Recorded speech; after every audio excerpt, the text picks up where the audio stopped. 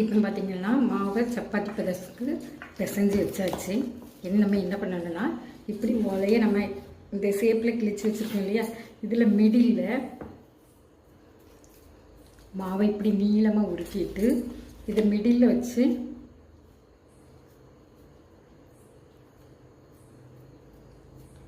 சமமாக இதை சமமாக இப்படி தப்பி வைக்கணும். அப்போ தான் அது ஈக்குவலாக வேகம். வச்சுட்டு இதை நம்ம ரெண்டாக இப்படி மடித்து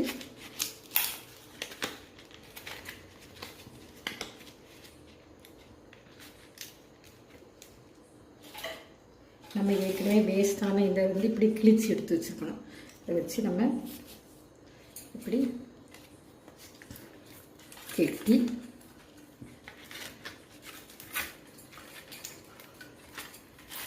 வச்சுக்கலாம். கெட்டி வச்சுட்டு இந்த